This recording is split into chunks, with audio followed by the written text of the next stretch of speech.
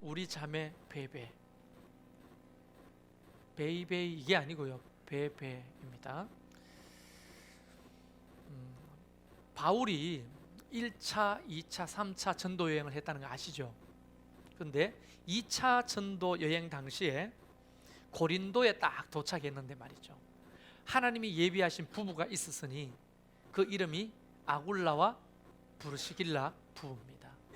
그 두 부부가 자기 집을 오픈해서 고린도 교회가 개척되는 거예요. 참 멋진 일이죠. 그리고 개척한 다음에 1년 6개월 동안 그곳에 머물게 됩니다.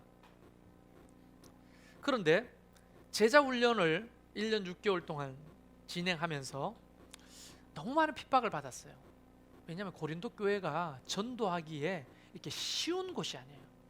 정말 어마어마한 정말 폭력과 그리고 회방과 반대 세력들이 어마어마했습니다.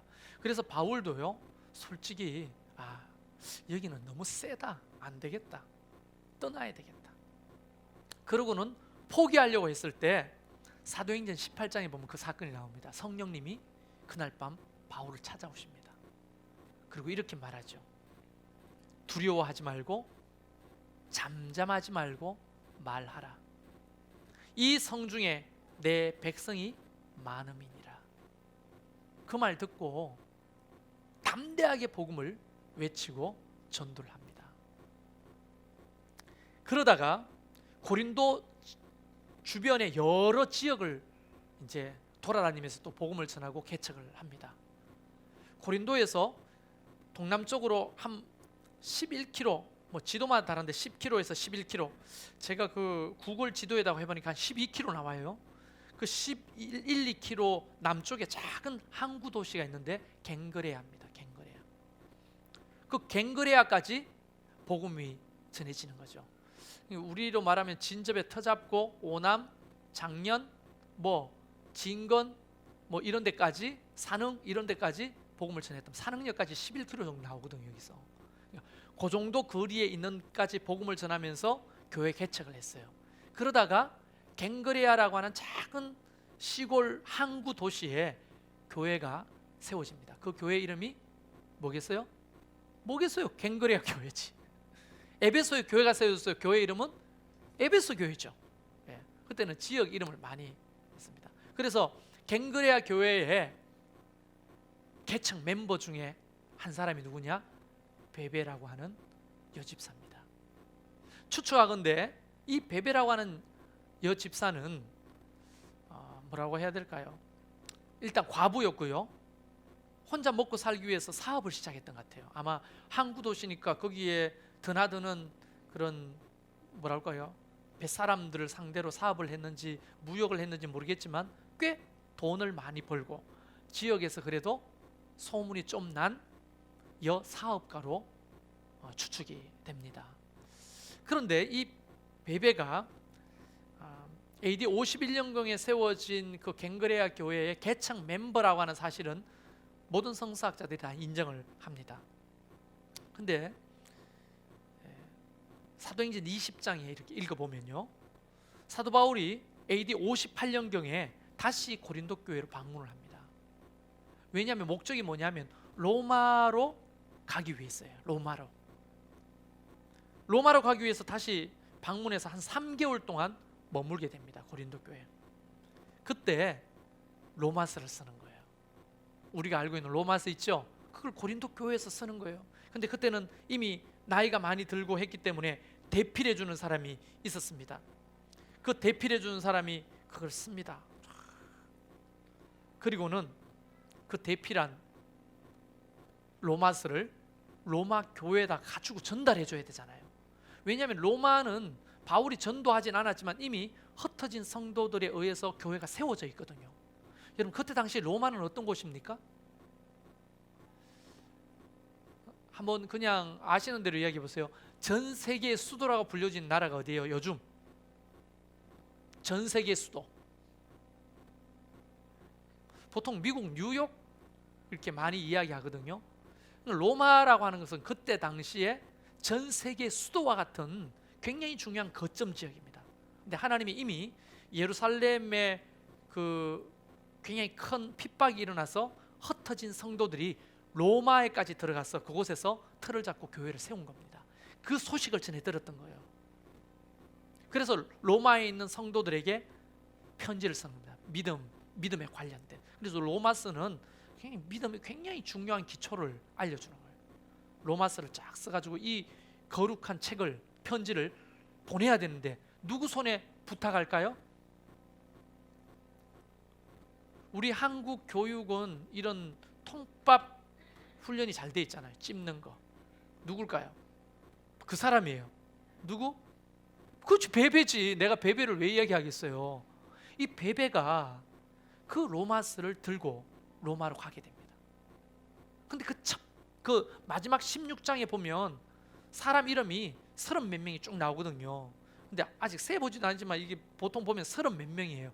33명이라는 데 있고 38명이라도 있는데 중복된 사람도 있고 하니까 30여 명의 사람들이 소개되는데 그 중에 첫 번째 이름이 등장하는 사람이 베베입니다. 그런데 이 베베를 어떻게 하느냐면 추천한다고 했어요. 너희들한테. 여러분, 누구에게 누군가를 추천하는 게 쉬울까요? 아니, 소개팅을 해줄라 해도 소개해 주는 게 쉽지 않잖아요, 이게. 그러니까 뭐 직장에 누구를 첨가한다, 또는 뭐 누구를 어떤 회사에 내 아는 사장님 계시는데 거기에 직원으로 추천한다, 이게 쉬운 게 아니에요. 정말 믿을 만한 사람이 아니면 추천하기 힘들죠. 그러니까 이 베베는 어떤 의미에서 보면 굉장히 바울에게 중요한 인물이었다는 거죠. 베베라고 하는 사람이. 그래서 이 베베는 로마서를 직접 가지고 로마 교인들에게 전달해 준 장본인이다. 그런데요, 이 베베를 보면 참 재밌는 게 있어요. 이름이 베베잖아요. 이 베베가 어디에서부터 나온 이름인지 추적해 봤더니, 여러분 그 그리스 신들 중에 아데미라고 들어보셨습니까? 아데미 여신. 못 들어봤어요? 아르테미스 들어보셨죠? 그게 아데미예요. 성경적인 이름은 아데미예요. 예. 파라오 들어보셨나요? 저 애굽의 왕들 파라오 하잖아요. 성경에는 바로 이게 차이가 좀 있어요. 그러니까 그래서 여러분은 유식하니까 아르테미스 이렇게 해야 알아듣는군요. 이 아데미 여신이 그 지역의 대부분 사람들이 믿는 굉장히 강렬한 여신이었어요. 여신. 아데미 여신 혹시 보신 적 있어요? 꽤 유명한데요. 가슴이 24개가 달린 여자신입니다. 왜 웃어요? 풍요의 신이에요. 풍요의 신.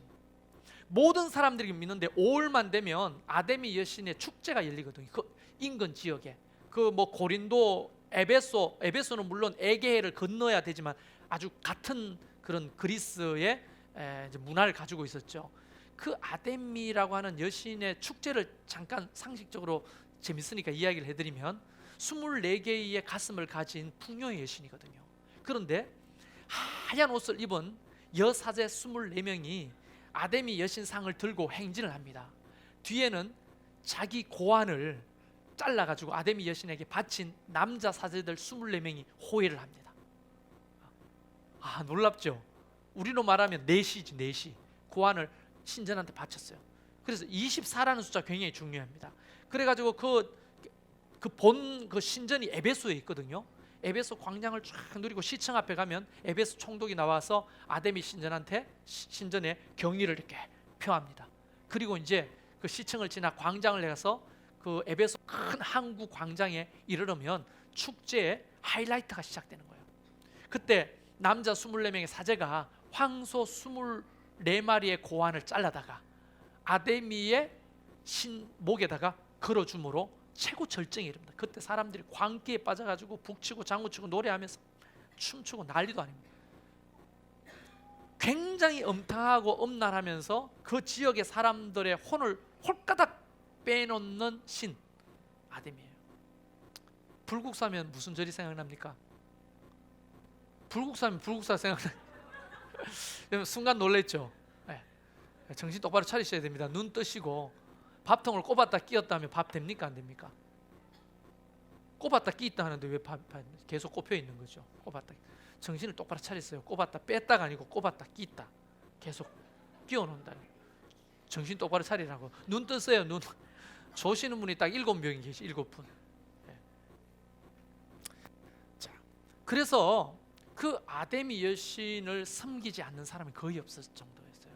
그러니까 굉장한 그 영향력을 가지고 있는 게 아데미 여신입니다. 그런데 베베의 이름이 아데미 여신의 이름입니다. 사실은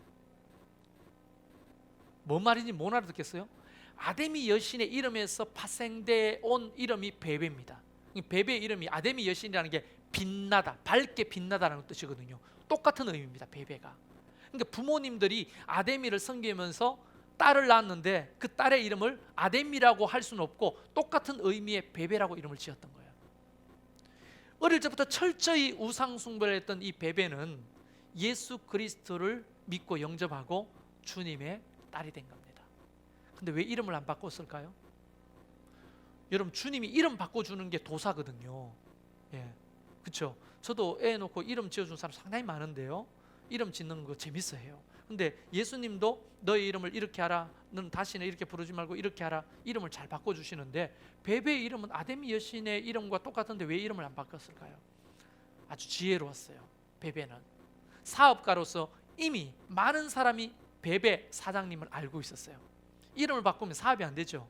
돈이 안 들어오죠. 이 돈은 어디로 흘러들어가냐? 그때 당시에 사도 바울의 선교비로 흘러들어갔거든요. 효과적으로 이름을 꼭 뭐 굳이 바꾸고 안 바꾸는 중요한 게 아닌 것 같아요. 베베는 옛날 우상 숭배할 때 가졌던 이름을 그대로 사용하고 있었어요. 왜냐하면 사업하는 사람 전화번호 잘 안 바꾸죠. 그래서 다 아는데 바꾸면 안 되잖아요. 그와 같은 거였던 것 같아요. 그래서 베베라는 이 여자가 이제 하나님 나라에 크게 쓰임 받는데, 베베를 이렇게 살펴보면 정말 베베 같은 사람이 우리 교회에 있었으면 좋겠다는 생각이 절로 듭니다. 여러분 다 베베 같은 하나님의 동역자가 되길 바라요. 아멘 소리가 슬퍼요? 근데 이 베베가 어떤 사람인지 지금부터 소개해 드릴 테니까 여러분이 나도 베베 같은 사람이 좀 되면 좋겠다 하는 소원함이 생기기를 주의 이름으로 축원합니다. 그리고 우리 교회에 정말 베베 같은 사람이 있으면 좋겠어요. 이게 개인적인 바람이기도 하고 교회로서도 필요한 일꾼입니다. 자, 베베를 바울이 뭐라고 소개합니까? 우리 자매 베베라고 하죠. 우리 자매 베베. 자, 우리 자매 베베.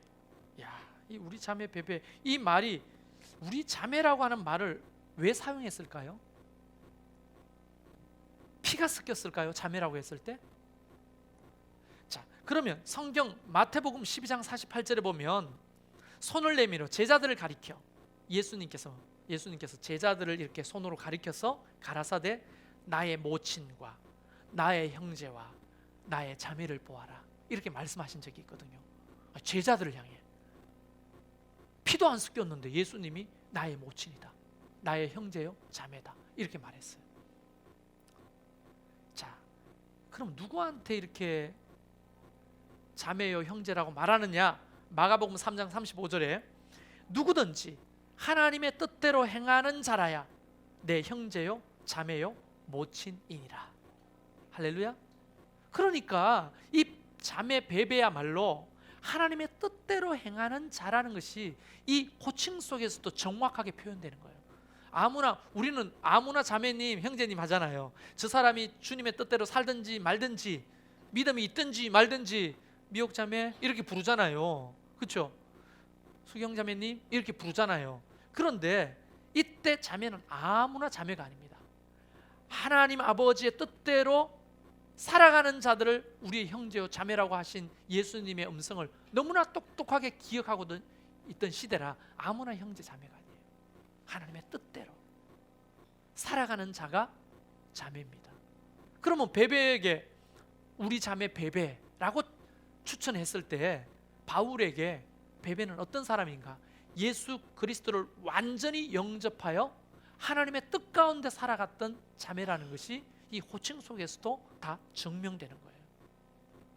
그렇게 말했을 때 만약 제가 우리 주님을 만났을 때 여러분을 향해 우리의 형제입니다, 우리의 자매입니다, 내가 말할 수 있어야 되잖아요. 사실 제가 우리 집사람하고 결혼해가 DTS를 결혼 2달 만에 이제 떠났는데요, 캐나다 토론토에 갔습니다. 근데 거기 가니까 난 전도사 생활 하다 왔잖아요. 근데 한 10년 정도 전도사 생활 하다가 왔는데, 10년까지는 9년 하다 왔는데, 갑자기 늘 교회 가면 나보고 뭐라고 불러요? 사람들이 전도사님이라고 부르는데, 거기 갔더니 성열 형제님, 성열 형제님 이렇게 부르는 거예요. 정말 기분 진짜 나빴어요. 아니, 난 전도사인데 나보고 형제라 부르니, 그 19살짜리가 나보고 형제님 형제님 부르는데 그가 누구냐? 주영이. 주영이 19살짜리가 나한테 와, 성열 형제님, 성열, 저거 묻혔다? 저런 게 다 아니냐? 막 이렇게 생각했어요. 근데 놀라운 거는 강사 목사님이 오잖아요. 아주 유명한 강사 목사님 와도 형제님이에요. 거기는 목사 이런 거 없어요. 선교사 없어요. 다 우리 오늘 홍성근 형제님을 소개합니다. 이렇게 소개하는 거예요. 그때 당시에 YM의 대표였잖아요, 우리나라 홍성근 목사님이. 근데 홍성근 형제님이 오셨습니다. 임삼식 형제님을 소개합니다. 유명한 목사님들을 형제라고 소개하는 거 볼 때 나는 그때 당시에 좀 충격이었어요. 근데 그때 이후로 우리는 다 형제 자매가 돼요. 형제님, 자매님 이렇게 부르고, 그 대표 선교사님한테도 순호 형제님 이렇게 불러요. 다 그냥 성열 형제님, 순호 형제님, 미영 자매님 이렇게 다 불러요. 근데 그 의미가 왜일까요? 2000여 년이나 지금이나 사실은 아무나 형제요 자매가 되는 게 아니고, 모두가 다 그리스도 예수 안에서 하나님의 뜻대로 살아가는 자를 향해 우리는 형제가 되고 자매가 되는 거예요. 할렐루야. 그럼 우리가 형제입니까? 자매입니까? 베베는 사업가라고 했잖아요. 자기의 부귀 영화를 위해서 사업하지 않았어요. 이전에는 어떻게 살았는지 몰라도 그가 예수 그리스도를 만나고는 자기의 재정과 물질을 하나님의 나라를 위해서 흘려보냈습니다. 여러분, 바울 생각해 보세요. 바울이 뭔 돈이 있었어요? 혈단신 동역자들과 그냥 전도 여행을 떠났잖아요. 근데 여러분, 집 나가면 다 돈이죠. 그래요, 안 그래요? 이번에 추석날 돈 얼마 쓰고 왔어요?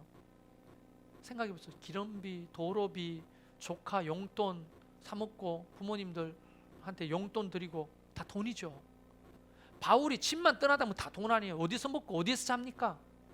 그래서 돈을 벌기 위해서 바울은 뭘 했죠? 텐트를 만들었어요. 텐트.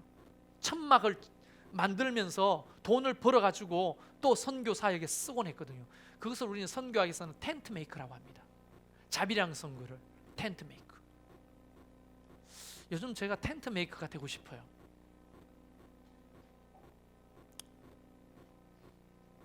베베가 없으니까. 근데 베베를 딱 만나고 바울은 더 이상 텐트를 치지 않고 말씀을 전하기 시작합니다. 베베가 그의 모든 사역비를 제공해 줬어요. 여러분, 위대한 사역자 뒤에는 아름다운 동력자가 항상 있기 마련입니다. 할렐루야. 그래서 우리 자매 베베인 거예요. 그냥 듣기 좋으라고 우리 자매 베베라고 하는 게 아니에요.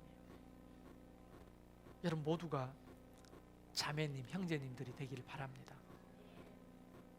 그 다음에 여기 보니까 교회에 일꾼 베베라고 되어 있죠. 그래요. 일꾼 베베라고 되어 있습니까? 안 되어 있습니까? 근데 여기에 헬라어 보면 디아코노스라고 되어 있거든요. 이 디아코노스는 두 가지 말로 번역됩니다. 하나는 집사, 하나는 사역자예요. 바울이 베베를 청구하면서 교회 일꾼이다, 사역자다, 이렇게 정정당당하게 소개합니다. 여러분, 베베가 신학을 한 적이 있어요? 바울에게 1년 반 동안 제자 훈련 받고 갱그리아 교회를 개척한 사람이에요. 그러나 바울은 로마 교인들에게 당당히 말하는데 사역자다. 베베는 디아코노스, 사역자다라고 소개합니다. 영어로 번역하면 어떻게 될까요? 미니스터, 사역자라고 번역이 되는 거예요. 베베는 사역자였습니다. 누가 사역자입니까? 전도사, 목사만 사역자입니까? 예? 여러분 모두가 디아코노스가 될 수 있는 거예요. 하나님의 입장에서 보면. 옛날에 그 얘기 들었어요. 부흥 강사들이 교회에는 세 사람이 있어, 앉아 이렇게 들으면 뭔지 알아? 누가 알아요? 그 세 사람이 있는데 하나는 여기 보면 이렇게 돼 구경꾼이 있어. 구경꾼. 그 사람들이 이렇게 눈치를 봅니다. 또 하나는 뭔지 알아? 말꾼이야. 말만 하는 사람들. 세 번째가 일꾼이야. 너희들은 뭐야? 김장로 뭐야? 이렇게 무슨 장로님 깜짝 일꾼 되기를 소망합니다. 이권사 뭐야?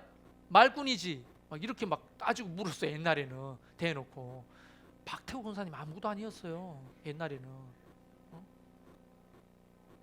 강단에서 막 그랬어요.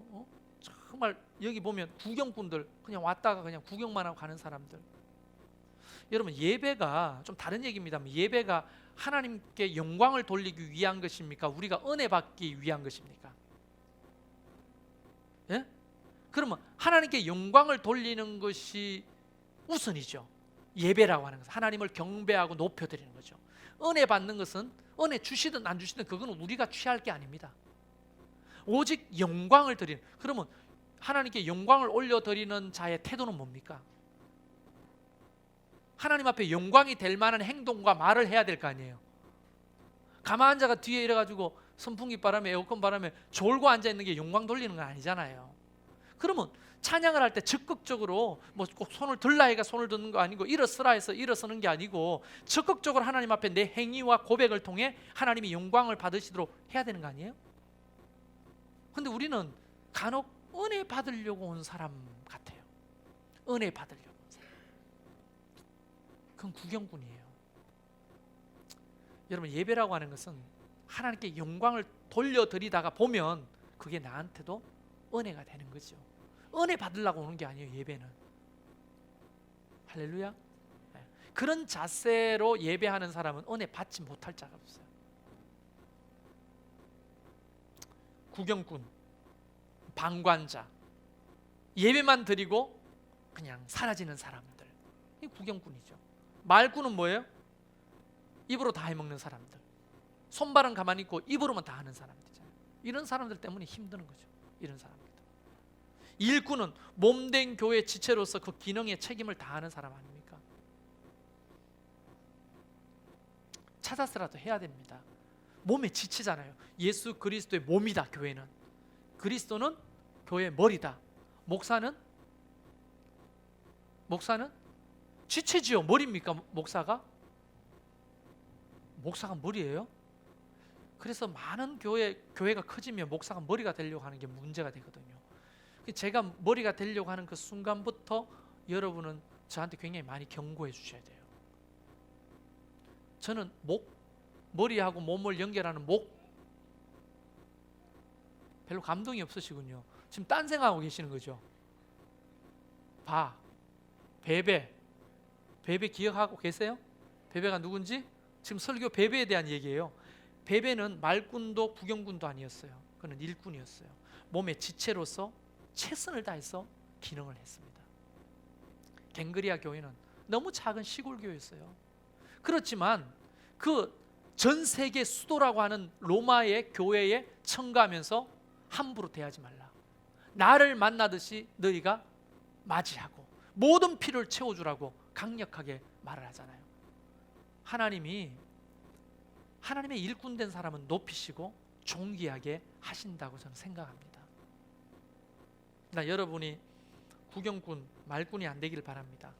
바울이 베베를 향해 교회 일꾼이다 자신 있게 설명하잖아요. 만약에 어떤 목사님이 나한테 와가지고 이수경 집사님 어떤 분이에요? 물으면 우리 교회 정말 일꾼입니다. 내가 이렇게 말해줄 수가 있어요. 정말로 일꾼입니다. 근데 어떤 다른 사람 뭐 예배드리고 휙 가고 예배드리고 휙 가던 이런 사람이 있으면 저분 어떻습니까? 하면 글쎄요 뭐라고 말씀을 드려야 될지. 일꾼이라고는 함부로 말 못할 것 같아요. 나는 여러분이 베베처럼 교회의 일꾼이 되기 바랍니다. 디아코노스가 되기를 바라요. 그리고 세 번째 마지막입니다. 이 베베를 어떻게 표현하느냐면 여러 사람과 나의 뭐라고? 보호자다.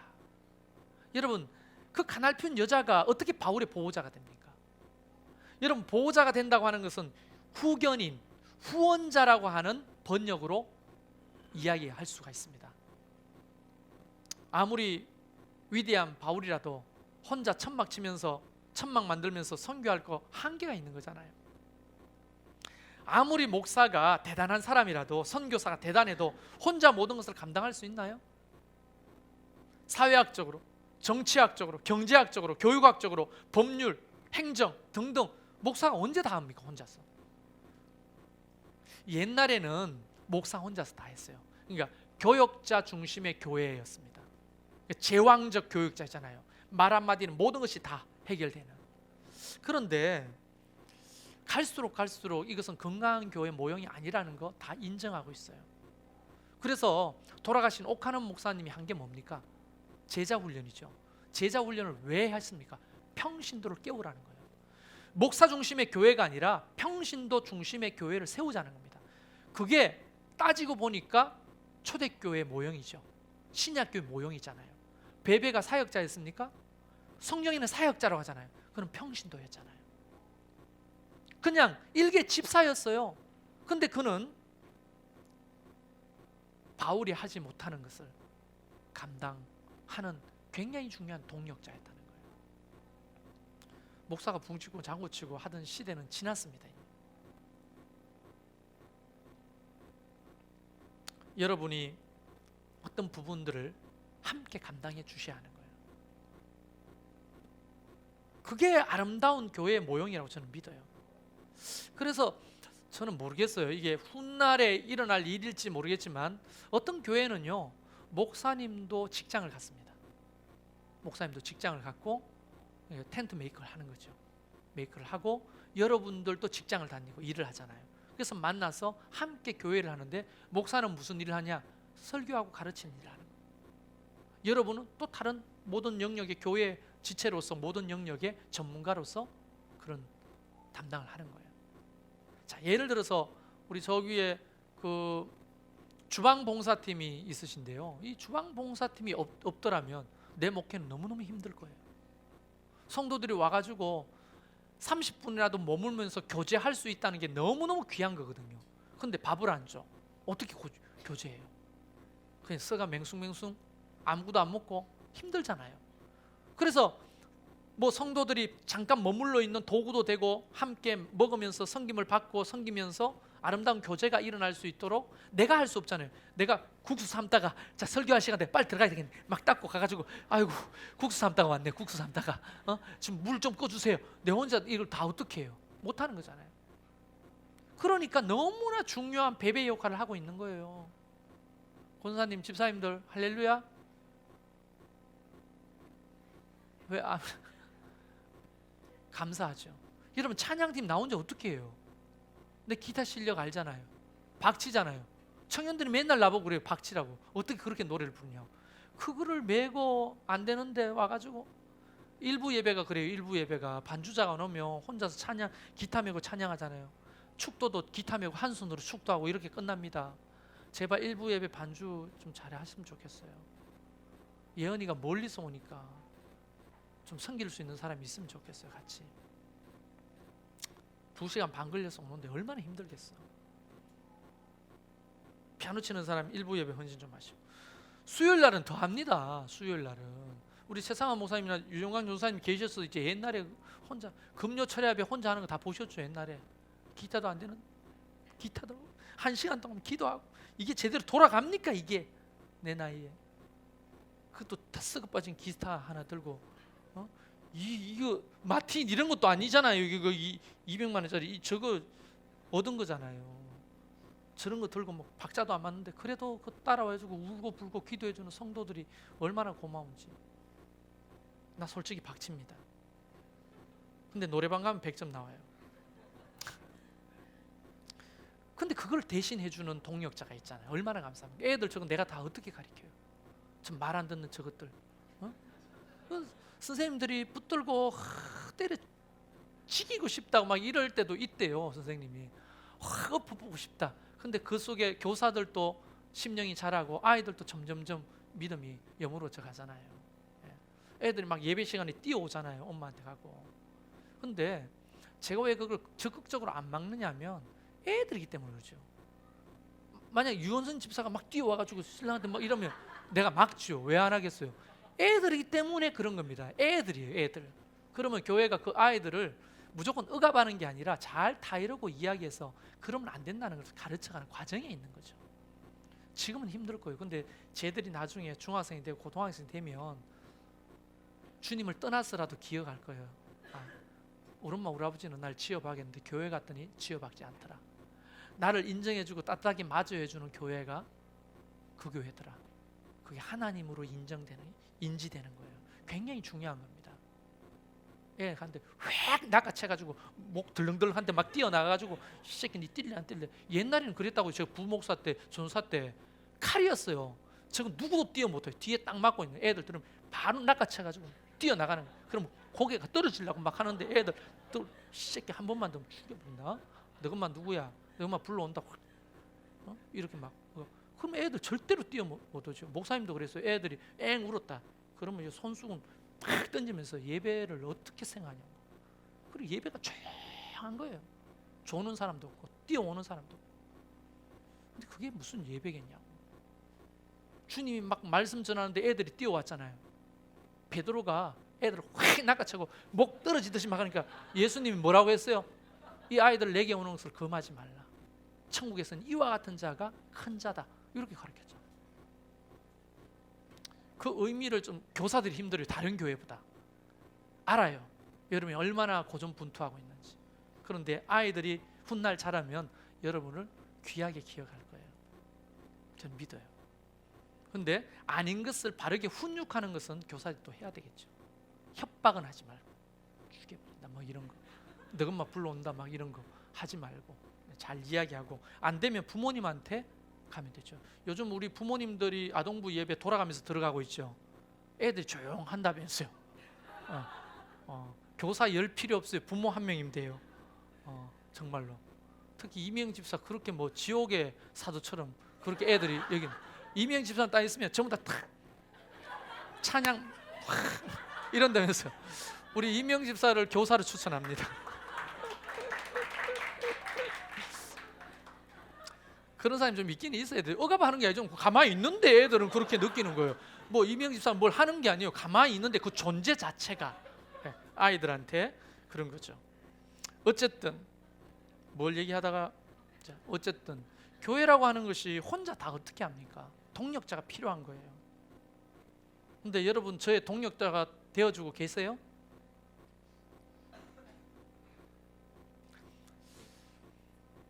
내가 다 못한다고요. 여러분 19세기 20세기 가장 위대한 목회자 전도자 빌리 그레함 목사님 기억나시죠? 빌리 그레함 목사님이 혼자 복음을 전하고 말씀을 전했던 게 아닙니다. 뒤에 조력자 세 사람이 있었어요. 굉장히 유명한데 그 첫 번째가 뭐 어떤 사람이냐, 조직 신학자.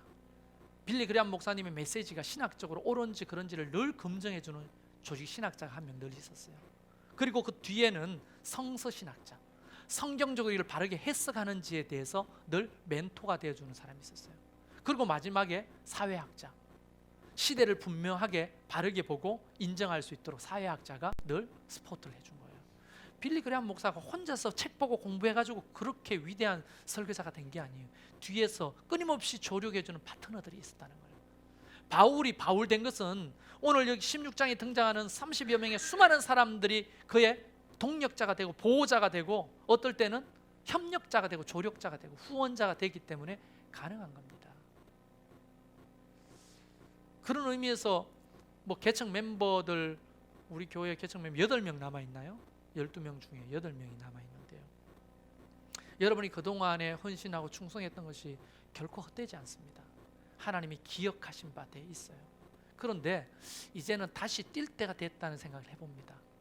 만약 우리 개척 멤버들이 다시 예전과 같은 열정만 가진다면 다른 사람 무시하는 게 아니고 뭔가 역사가 일어날 거예요. 근데 더 이상 하기 싫죠, 개척 멤버들. 옛날에 너무 많이 했죠. 나는 뭐 하고 있는가요? 여러분 다시 뛸 때가 됐습니다. 베베처럼. 가정교회를 회복하고 또는 교회를 건축하고 우리가 해야 될 많은 일들을 감당할 때는 너나 나나 할 것 없죠. 모두가 필요한 거예요. 제가 말씀을 가르치고 기도하는 일에 전무할 때 교회 운영과 재정과 건축과 교육과 뭐 관리, 방송, 찬양, 예배 이런 것들을 해줄 베베와 같은 조력자가 필요하다는 거예요. 나는 못해요. 다 그렇게 말하죠. 그러나 여러분의 헌신을 하나님이 받으시면 필요한 은사도 주시고 감당할 능력도 주시는 거예요. 할렐루야. 자, 오늘 베베에 대해서 이야기를 해봤습니다. 바울에게 베베는 우리 자매 베베였어요. 교회의 일꾼 베베였습니다. 자신의 보호자라고 말해주는 베베였어요. 나는 너무 부럽습니다. 바울이 다른 게 부러운 게 아니라 이 베베 같은 사람이 그와 함께 했다는 게 부러워요. 저도 훗날 혹시 하나님이 허락하셔서 내 자서전을 쓴다면 그 책 속에 누구의 이름을 가장 먼저 거론할까요? 물론 그게 여러분에게 영광스러운 일은 아니겠지만 예를 들자면 내가 얘기할 수 있는 베베와 같은 사람은 누굴까 생각해 봅니다. 훗날 하나님께서 이 베베를 통해 위대한 일을 행하신 것처럼 저와 여러분이 주님 앞에 베베가 되어서 크게 쓰임 받기를 바랍니다. 할렐루야. 베베가 로마에 왜 갔는 줄 알아요? 돈 벌러 갔어요. 더 큰 시장으로 나간 거예요. 베베가 로마서 들고 로마에 가서 전달하고 그곳에서 그것만 심부름하고 온 게 아니고 갱그리아고는 촌에서 에베소로 고린도로 확장하고 로마까지 그 사업이 확장된 거예요. 하나님이 그 베베 같은 사람에게 복을 주는 거예요. 나는 여러분 모두가 베베가 되기를 주의 이름으로 축원합니다. 우리 옆 사람에게 한번 보시면서 우리 자매 베베 한번 이야기해 보실래요? 물론 형제들한테는 이게 안 맞는 거지만 어떤 의미에서는 우리가 다 베베가 돼야 되는 거죠. 우리 찬양합시다.